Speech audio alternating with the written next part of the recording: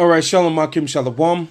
Hey, Yabashmal Shai Brakathum. To my dear brothers out there, you little my sisters, worshiping Yabashmal Shai in spirit and in truth. Our praises to Yahweh Bashim, Yahweh Shai, and double honors to the elder apostles of the great millstone. All right, welcome back to another current events, prophecy, and madness. And the subtitle of this one's going to be the Alabama Brawl. As you brothers and sisters know very well, this past weekend, a brawl took place over there in Alabama. It was due to somebody not moving their boats.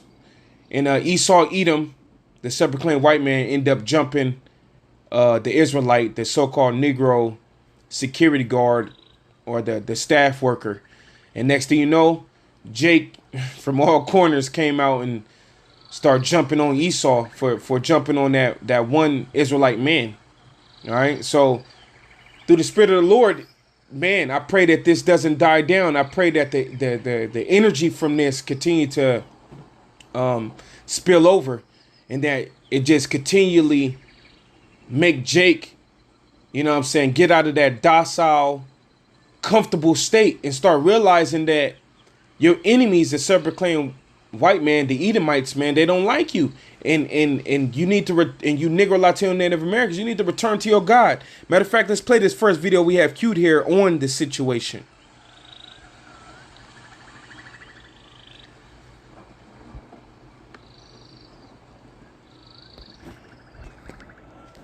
Sorry, let me start that over. I'm sorry. Shalom, TikTok. What I'm about to say is no offense to any of my black set-apart brothers at all. So don't misconstrue what I'm about to say. But if you're a white person living in a big city, the black man is about to eat you alive. They're about to chew you up and spit you out. My advice to you is, if you're white in a big city, you better get out of there, and you better run from your lives, because there's a lot of set apart black people that know the truth. In fact, probably a lot more set apart black people know the truth. In fact, I know they are, than white people. But there's a few of us white people that's in on the truth, and we know that most of the black people they're not on the narrow path. So they don't know the truth. And they're coming for vengeance. And Yah has even stirred them up a lot worse than what they normally are. Oh Yah, the Creator's reaching there and stirred the pot. He's made them even more mad at the white people. So, you better get out of the cities. You better get out of the big cities if you're white. And there's probably a few black people that might get on here and give you a warning too, because they're in the know. Payback is a bitch. You're about to find that out. A lot of the horrific things that was done to the dark-skinned people's been hidden. So those things are going to come to life, because they're going to become real for the opposite race. Everything turns upside down and backwards at some point. What a time to be white, huh? Daggone it. Man, I mean, you know, all people's lives, it seemed like And I'll leave it off right there. Now, you can see certain attitude on these Edomites is that they know that they're in trouble. They know all these hundreds of years of oppressing a Negro, Latino, Native American man is going to finally come upon their own heads. They know they've been pulling a lot of crap, and they know that it's about that time where the Negro man is fed up. The Latino, Native American man is fed up with their crap. And that's why that brawl was so powerful. Jake ended up swimming. You know all the memes that came out. Jake swam to the fight. You know what I mean? So these Edomites now, they're seeing that, damn, these niggas is getting out of control. You know what I'm saying? Like this dude was warning, if you a white, if you an Edomite and you in the city, You better get out of there. You see? Now this is Zechariah chapter 9 verse 12. It says, turn you to the stronghold, you prisoners of hope. Even today do I declare that I will render double unto thee. When I have bent Judah for me, all right, which is the southern kingdom, you Negroid looking tribes. When I have bent Judah for me and filled the bowl with Ephraim, which is the northern kingdom, the Latino speaking tribes. It says, when I have bent Judah for me and filled the bowl with Ephraim, and rise up thy sons, O Zion, against thy sons, O Greece, and made thee as a sword of a mighty man. So in the scriptures, the Lord's gonna make that fight happen between the Israelites and the Grecians, or Greece, the Edomites, the self-proclaimed white men. The Lord's gonna make that fight happen. And that's the reason why, Jake went so hard in Alabama, because this is a spiritual thing. This is a spiritual thing. And the Lord's going to use the Israelites. He's going to use us to pay back the Edomites for what they've been doing over these hundreds of years of slavery, stealing the land, and all the unrighteous decrees. Let's play the next video we have queued here.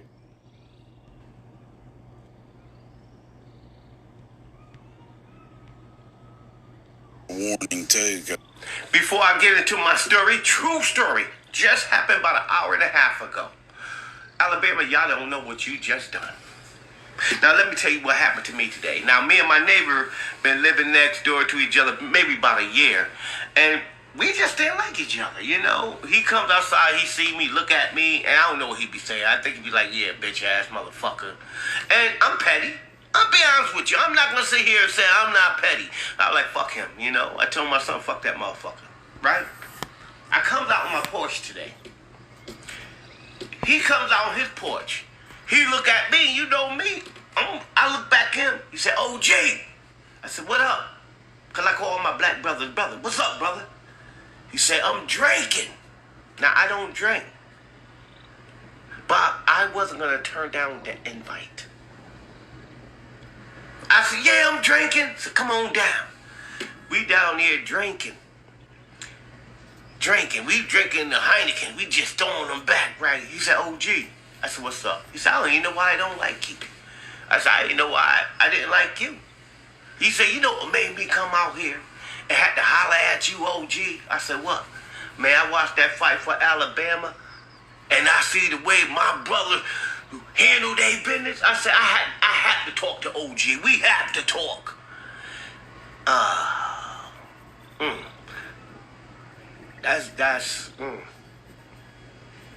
I'm quiet right now because I'm getting emotional. Because we never liked it. We didn't know why we didn't like each other. We just didn't like each other. But a video brought this young boy outside, invited me to drink with him when we both used to make comments, nasty comments about each other. And he said, man, I had to holler at you, OG, man. I said, you know, I see my brother came to a rescue of another brother, and me and you been living next door for a year, making faces at each other. He said, I see you, OG. But he hugged me, he said, I love you. So I'm going to get some more beer. This, the biggest part. The cheapest beer is in the hood. And we had to go drive 6 blocks. I said, yo, you can ride in my car. He never been in my car. He said, anytime, OG. He's smoking his weed. He know I don't smoke, but I don't stop people from smoking. You know, he smoking weed. We were just laughing, having a good time. Why we pull up at the gas station?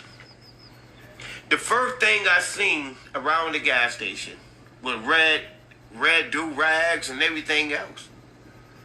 So he said, oh, OG, you know, the blood's over here. But we look at who was next to the blood. It was Crips. They sitting out there blazing up together, drinking motherfucking liquor. I mean, they was wilding, not fighting, but like boom, boom, boom, boom, boom. And I say, my God, when you ever seen the Crip and Blood party like that together? And we're talking about Alabama, talking about some me and him went to the store, right? And I'll leave it off right there. As you can see, the testimony from this Jake, and he's in good spirits. That fight that took place in Alabama caused a lot of division between neighbors, Negroes versus Negroes and Latinos versus Latinos. Hey, it was a domino effect of them now being cool with each other. Asking each other, why are we mad at each other? Why you don't like me? I don't know, man. I don't know why I don't never like you. You see how Yahweh Shemel Shai is slowly but surely turning the tables against Esau Edom, this self-proclaimed white man. You damn Edomites, your time is up. That psychological war that you done did on our people to not like each other, and they don't know why they don't like each other. It's starting to, the Lord is starting to break that. Starting with the prophets. This is 2nd Esdras chapter 13, verse 29. It says, behold, the days come when the Most High will begin to deliver them that are upon the earth. And he shall come to the astonishment of them that dwell on the earth. And one shall undertake to fight against another, one city against another, one people against another, one place against another, one people against another, and one realm against another. So now Jake is starting to band together again and starting to realize who their enemy is. And I pray the Lord, do not let this spirit die down. One people against another, one realm against another. But see, at the same time, you always gonna have them knuckleheads. Check this next video I got queued up here from one of the brothers sent out. So while y'all sitting here worrying about that fight that happened in Alabama, Russia, and China got ships at our borders. Now you listen here, broke Gideon. None of us give a fuck about shit you talking about right now. If you're so fucking concerned, why don't you join the military and stop them from doing what the fuck they doing right now? Just because you was in ROTC your freshman year of high school doesn't mean shit in the real world. I still got rent to pay, I still got food to eat. Now if you think I'm gonna waste my time worrying about shit that I can't control, you got another fucking thing coming. So while y'all sitting here worrying about that fight that happened in Alabama, Russia, and China. So you hear, you still gonna have them knucklehead ass niggas that don't understand nothing is going on. He clearly just made fun of this Jake reporting on the news that was more important than that damn fight that took place in Alabama. You know? Fool, if Russia and China troops is on the border, that means they're gonna invade America, and that's gonna be at the expense of your life. But see, a nigga don't know that. He don't understand nothing. A nigga don't know nothing. Just as it says in Hosea 4:6, my people are destroyed for the lack of knowledge. Since thou hast hated knowledge, since thou hast hated it, you are destroyed for the lack of it. So he's sitting there making fun of this guy reporting that something important. You know what I'm saying? These Jakes think it's funny. They think everything is damn funny. This is Sirach 21:14. It says, the inner parts of a fool are like a broken vessel. He will hold no knowledge as long as he live. And that's you simple-minded Israelites out there, especially you new generation. You can't hold no knowledge. It says, if a skillful man hear a wise word, he will commend it and add on to it. But as soon as one of no understanding heareth it, it displeaseth him, and he casts it behind his back. And that's exactly what this Jake just did. Making jokes about the war. And see, that same dude who made jokes, he gonna be one of those that's gonna get drafted to the war. You know what I'm saying? Too damn emotional. Like this next video I'm finna play. These Jakes out here are just too damn emotional. They too worried about the fuck they want to worry about versus what the hell reality is. You're too damn emotional. Check this next one out. Give a fuck about shit. A street dude ain't no different than a female. They propagate gangsterism. Women think that's masculinity. It's a call for help. Street dudes grew up without a father. All the time, we gonna teach him not to be in the streets. But listen, when you staring at a street dude, what did he do? You looking at? What you looking at, nigga? That's the same thing that women do. When you staring at a woman, it's like, oh boy, what you looking at? They got the same energy as a woman. It just has a different frequency to it. You got the same energy. When you're over emotional, that creates toxicity. Your emotions is not in balance with logic. Like they dealing with a lot of internal problems. Propagate gangsterism, and women think that's masculinity. Smoking all day, popping pills, you know what I'm saying, flashing the money. They trying to compensate for the lack thereof. Something happened to that man when he was a little boy.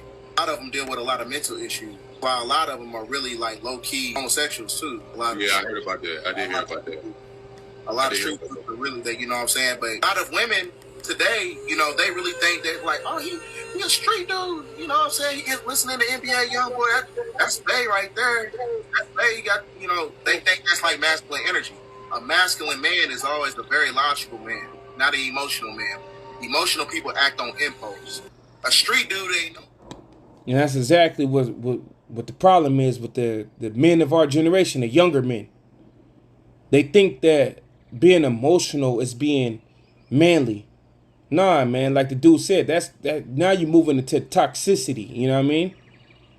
Because now you're not using logic, you're not reasoning correct, but you're reacting off emotion, impulse. That's why a lot of you niggas are dead. All them rappers that died, hundreds of rappers died before the year closed out, and you know, you don't understand no truth. You can't understand truth. You're too damn emotional. And then he was explaining that you women, you misconstrue emotions with being manly. You think a boy that one of these young niggas yelling and toking guns and popping pills all day and doing a bunch of nothing, you think that that's manly. That's your babe. You know, but nah, in all actuality, that woman is herself being emotional. She's attracted to them emotions that of a man. Well, nah, man. Really, in all actuality, she's supposed to be attracted to the manliness of the man. And that's why the scriptures tell you this in Sirach 3:2. It says, "For the Lord have given the father honor over the children, and have confirmed the authority of the mother over the sons." The father is given the head role of the house on purpose, so he could grow the men up right and the women up correct, the children up correct. It says verse 9, it says, "For the blessing of the father established the house of the children, but the curse of the mother ruled its foundations." So the man being there alone with his austere discipline is going to give the whole house a foundation. You know, everybody's going to have discipline. Everybody going to know what not to do, what they can do versus what they can't do. But the curse of the mother, if there's no father there and the mother just taking a role, the curses of the emotions that's on her, how she reasons, is going to spill over into the children. And that's why the children end up homosexuals. They end up whores. They end up dead, in jail, all of it. Emotional, thinking that they're manly. You know? Let's go to this next video here. Look at this damn stupid Jake. Stupid ass Jake, known from a lack of knowledge. Look at his stupid self. Alright, y'all, so we're back. We're getting my first tattoo in Bali, and this is part 2. We're going to be finishing the inside of my leg today. Got me a good breakfast, showed up to the shop bright and early. They started with blessing the space and got right to it. So as soon as we got the stencil on, he got to work. And honestly, just like yesterday, the bottom half of my leg was not that bad. Honestly, I'm surprised the shit didn't even hurt that bad. But I definitely had to give me some numbing cream for the top half, because apparently that shit is supposed to hurt like a motherfucker. And unfortunately, because it was so fucking painful, I didn't even record that much. This is about halfway done, and as you can see, I had to take a bathroom break. And yeah, my leg was like on fire. And bruh, once he got to the white with the outlines and the highlights, man, that shit hurt like a bitch, bro. I was ready to get the fuck out of that chair. But, you know, of course, you gotta sit through it. Got to see it through. And once they got it cleaned up and everything, honestly, I love the finished product. Now, look at this stupido. First off, the scriptures talk about you're not supposed to make no markers on your flesh. You're not supposed to get tattoos. All right? But look at his tattoo. This dude got a tattoo of Zeus, Edomite Zeus. And Alexander the Creep. You know? This damn dummy got a tattoo of Edomite Greek gods on him. You see, Jake is out their damn mind. Out of their damn mind. He sat through all of that. In total, this took about 17 and a half hours. Now look at the other side. More Edomite fucking Greeks and Romans. Nigga, during the time of Greece, you don't even know the pain and the anguish that the nation of Israel went through under Antiochus Epiphanes. Under those different Greek generals. All the hell we caught. And then when they turned it to the Romans, we caught more hell. Of with the oppression of taxes.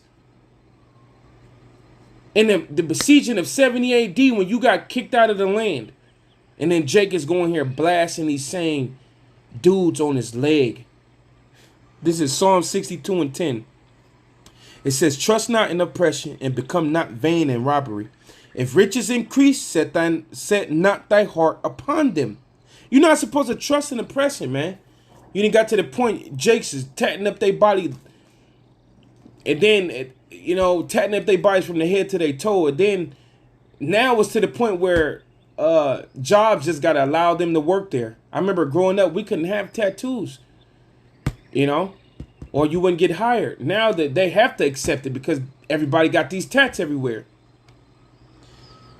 It says, trust not in oppression and become not vain in robbery. If riches increase, set not thy heart on them. A lot of you niggas chasing the bag. It says, the Heavenly Father has spoken once. Twice have I heard this, that the power belongeth unto the Heavenly Father. Also unto thee, O Lord, belongeth mercy, for thou renderest to every man according to his work. And a lot of you jakes, you're not going to receive mercy because you're doing stupid stuff like this. No knowledge, that's the reason why you got that tatted.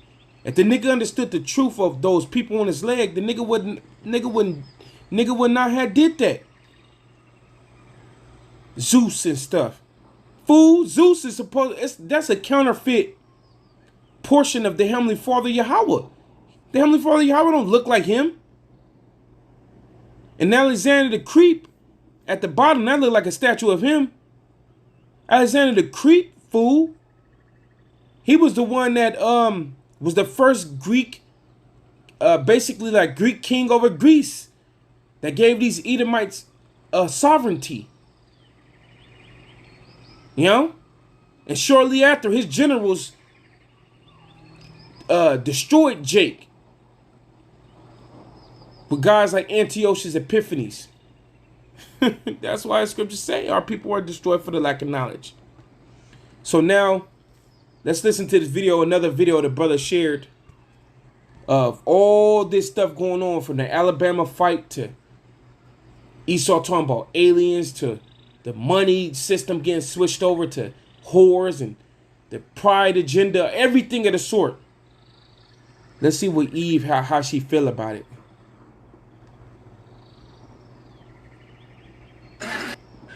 Okay, I don't want to sound crazy. I really don't. But I don't know if anybody else feels the way that I do or if I'm just crazy as shit. But it's too much, y'all. It's literally too much. That's why I've been wearing this scarf on my head for the last month, because I'm tired. I don't want to do it no more. I'm ready to go. I'm ready to get the hell off this earth and never come back. I've been fucking tired since 2020. It seemed like ever since COVID happened and they shut the whole fucking world down, which that's another subject for another time, but you know you got to be a powerful motherfucker to be able to shut the whole entire fucking world down and fuck everything up. Fuck it up more than it already is. But I feel like it's been like a big ass shift and nobody noticed it. Like, it's too much going on and I can't keep up no more, and I'm tired of keeping up, honestly. You got the fucking lady seeing shit on the airplane, seeing a person that ain't real. You got motherfucking the president of the United States getting kicked the fuck out the office and getting his house raided. You got COVID, big ass virus, everybody dying. Everybody arguing about the real woman and not real and cis and oh my gosh, these motherfuckers digging up statues, finding ancient Egyptian statues. These motherfuckers talking about we getting visits from aliens, which them motherfuckers is not aliens, and they know it. They know it. I don't give a fuck. Call me a conspiracy theorist. And fake meat, fake food. You don't even know what to eat nowadays because you don't know what's real and what's not and what's gonna knock your ass over and kill you. Y'all, I cannot. You got motherfuckers talking about a big ass blackout that's gonna happen, and you sit there and wait for that. How the fuck are we supposed to live life with all this shit going on? You got CGI and robots that you could talk to now that could create anything for you. Fake ass images. You don't know what's real and what's fake. Y'all, I don't know what to say no more, but I'm fucking tired. I'm tired. I'm done. I throw the fucking towel in. I'm done. What are we gonna do? And the only thing that I could think is, what the fuck is 2024 gonna bring? Because it seemed like this the real fucking movie and ain't no way out. We in the real fucking movie. And the only difference is, this shit ain't fake. This shit real as fuck. And okay. You know? And, you know, the party's over. You know what I mean? The party is over. The party is being shut down. The final judgment is here. And a lot of people that's actually paying attention, they starting to see, oh, snaps.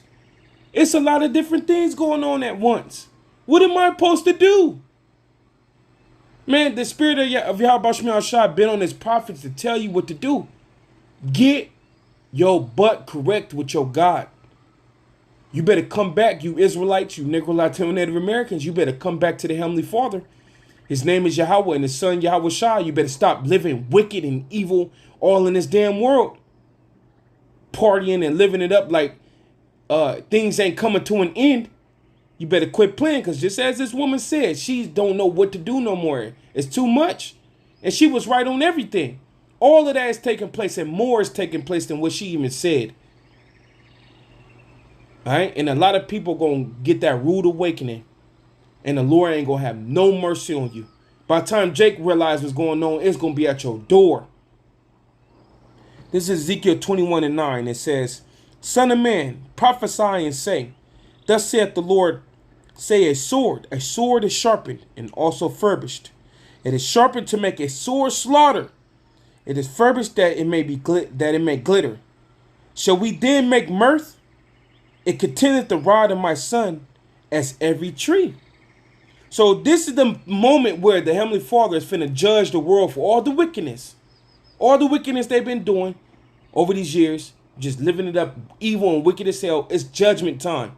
And he's going to use his self-proclaimed white man to enforce his judgment. But see, this self-proclaimed white man is tricked in his mind, thinking that he's going to establish his new world order. But he's the one that's pulling the noose to tighten up society, and that everybody feeling the pressure. He's the one that allowed fake foods and fake meats, and people don't know what a woman is, and everything to cause chaos so he can bring in a solution against you niggas. But y'all don't understand. This is all the workers of the Heavenly Father doing this, man. And those who come back to him, he gonna have mercy on. But those who don't, you're gonna receive that sword that's been sharpened and furbished. You're gonna get destroyed in the judgments. Verse 11 says, And he have given it to be furbished, that it may be handled. This sword is sharpened and is furbished to give it onto the hand of the slayer. And Esau is the slayer, the self-proclaimed white man, because he gonna come in and he gonna jack you Jakes up. He gonna pull you right out your ghettos, right into concentration camps. He gonna be chipping you up. All right, he gonna be regulating the food and the water. All right, you gonna be shutting the power off and everything of the sort, shutting your water off. Verse 12 says, Cry and howl, son of man, for it shall be upon my people. You Negro, Latino, Native Americans, this is for you. Because you out there acting ass. It says, This shall be upon the princes of Israel. Terrors by reason of the sword shall be upon my people. Smite therefore upon the thigh. So you Israelites, it's that moment in that reckoning coming. All you niggas and you damn evil ass women. That moment, you Negro, Latino, Native Americans, that moment is coming where you finna be judged out here. And this Eve right here, she sees something is happening, and she's tired. You know what I'm saying? And a lot of you Jakes, it ain't gonna hit you until literally death is knocking on your damn door, or judgment is knocking on your door, and you have to answer it.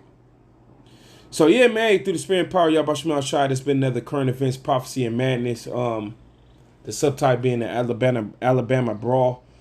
We kind of talked about that in the beginning, then we left off with the folly of Jake.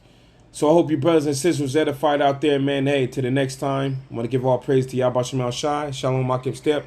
Shalom.